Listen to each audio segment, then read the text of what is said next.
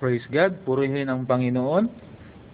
Sa oras na ito, nais kong tatalakayin po natin itong bago pa lang na balita sa television patungkol po itong tinatawag na nadiskubrihan nila na planeta na kung saan ay kahawig ng ating Earth. Scientists have discovered a planet with similar properties to Earth. Ito ay pinangalanan nilang Kepler 22b na kung saan ang layo po nito mula sa ating Earth ay 600 light years ang layo niya. So kung ating pong titingnan, napakalayo po nito mga kapatid. At ang laki po nitong Kepler 22b is around 2.4 times larger than our Earth, no? Scientists have yet to identify whether planet is made of mostly of rock, liquid, or gas.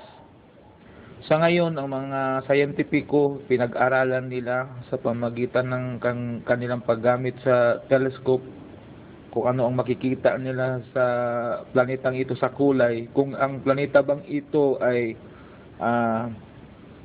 ano yung kanyang katayuan, siya ba ay mabato, liquid, meron ba siyang tubig, o meron bang ano bang meron doon? Meron bang oxygen? Pwede ba tayong mabuhay? At ayon sa kanila, medyo kahawig nga ng ating planeta. At sa kanilang paniniwala, maaari itong tirahan ng tao. Pero hindi pa nila na-confirm kung gaano ito yung kumbaga yung kanilang haka-haka ay talagang totoo.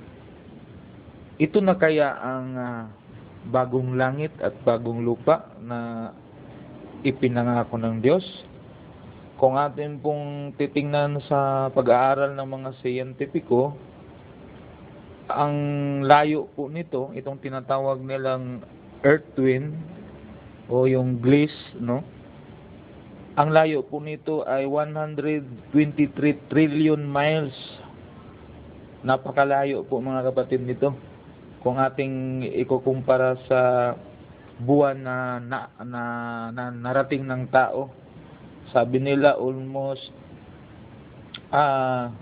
millennium, no, na taon bago marating itong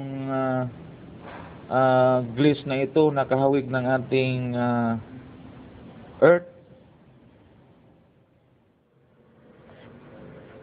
Ang Diyos po natin ay nangako na siya po ay lilikha ng bagong langit at bagong lupa. Mababasa po natin sa Isaiah chapter 65 verse 17. Ang sabi ni Yahweh, ako ay lilikha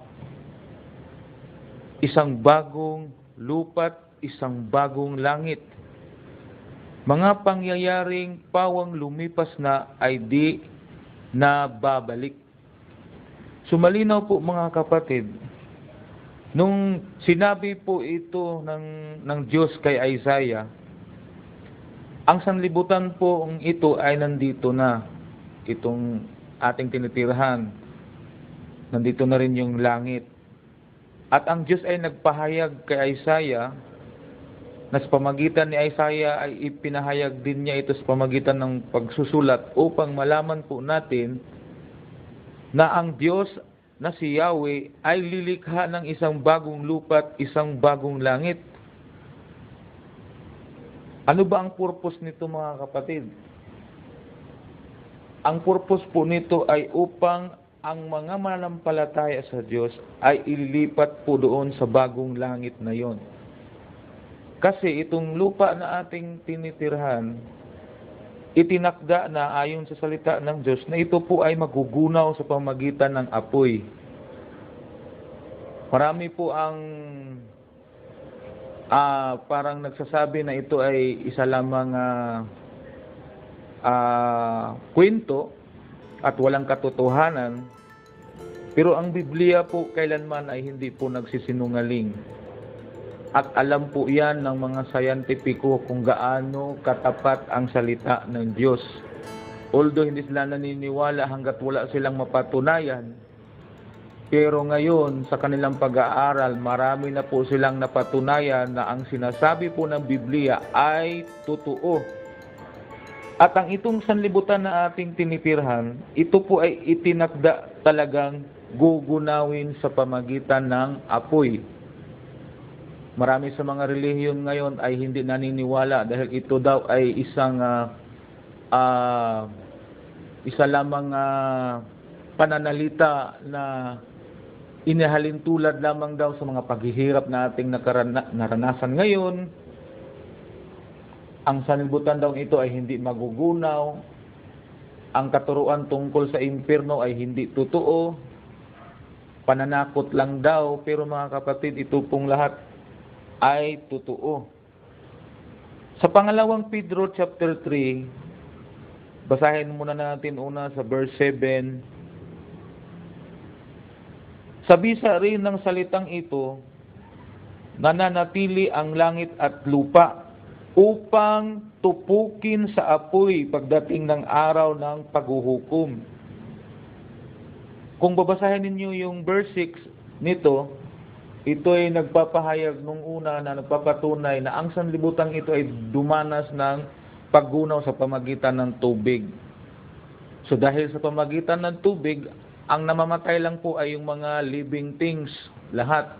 Ang nailigtas lamang ay si Noe at ang kasama niyang mga mahal niya sa buhay. 8 lang po sila.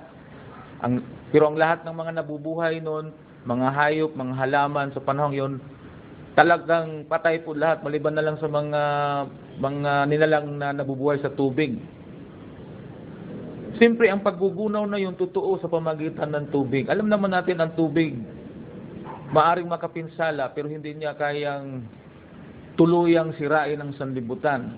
Kasi tubig Now, ihambing mo sa sinasabing apoy, ang apoy ay may kakayahan talagang tumupok sa anumang bagay.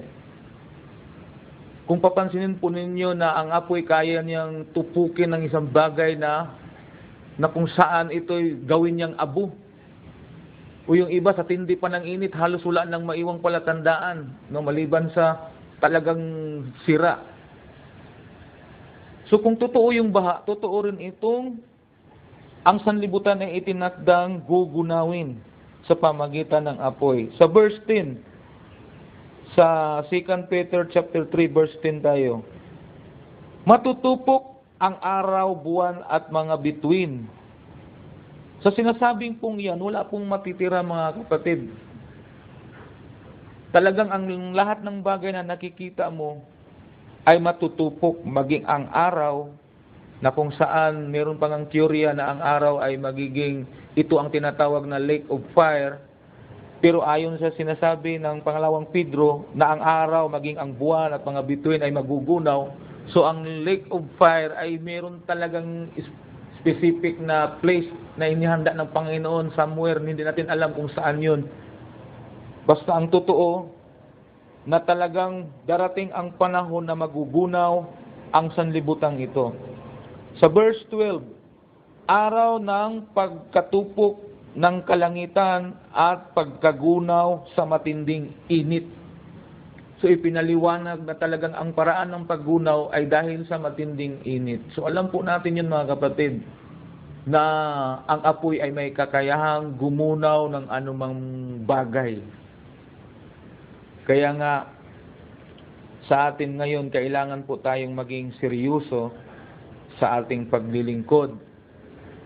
Kung tayo yung mga born again na, maging seryoso sa paglilingkod. Kung hindi pa, kailangan ninyong tanggapin si Kristo bilang Diyos at tagapagligtas sa inyong buhay upang makaiwas kayo sa darating na pangyayari. So, napaka-importante mga kapatid na ito po'y ating mapag-aralan. At kung totoo man ang mga nakita ng mga scientifico na mayroong silang nakita ng Earth na kahawig o isang planeta na kahawig sa ating Earth, maaring ito'y pinasilip lamang ng Diyos upang tayo ay maging lalapit sa Kanya, upang makaiwas tayo sa kaparusahan, dahil itong sanlibutan ng ito ay gugunawin. At ang tiyak lang po mga kapatid na ang ating mga kaluluwa talaga ay mayroong pupuntahan, dalawang pupuntahan. Ito ay ang langit na inihanda ng Diyos at ang impyerno, dalawang lugar na ito. Kaya sa ngayon, mamimili po tayo kung saan po tayo nais pumunta. So hanggang dito lang po ang aking paliwanag para sa inyong mga karagdagang mga tanong sa bagay na ito. Maaari kayong mag-iwan ng komento at kung meron kayong mga tanong, sisikapin kong matugunan at masagot yon sa ibang pagkakataon. Para sa inyong karagdagang kaalaman, maaari ninyong bisitahin ang Wing 4475 sa YouTube. I-type nyo lang yan at meron po kayong makikita doon na maaari ninyong mapupulot, lalo na sa mga nagnanais na malaman ang kaparaanan ng kaligtasan. Tingnan lang po ninyo doon sa Wing 4475 yung 7 steps to enter heaven. At nawa pagpalain ng Diyos ang bawat isa sa atin.